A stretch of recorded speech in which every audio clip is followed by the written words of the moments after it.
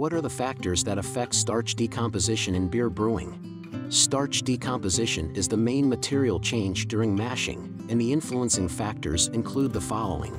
1. Malt grind. If the malt is crushed too finely or too coarsely, it is not conducive to the decomposition of starch. Mastering the degree of crushing is good for starch decomposition. 2. Malt variety and quality.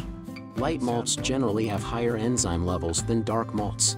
The wort prepared with shallow malt contains more sugar and less dextrin. Wort prepared by deep maltase contains less sugar and more dextrin. Well-dissolved maltase is high in enzymes that aid in the breakdown of endosperm cell walls. 3. Mashing temperature. Mashing is carried out at the temperature of amylase. The optimal temperature of alpha amylase is 7.2, 7.5. Too long time will lead to more dextrin. So as to make beer with low degree of fermentation and rich dextrin.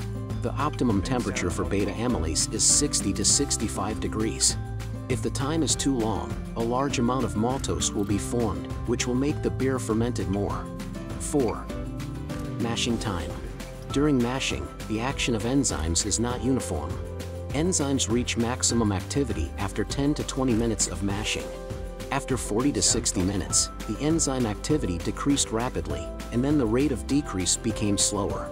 Strictly control these factors in the brewing process. You can brew high-quality beer.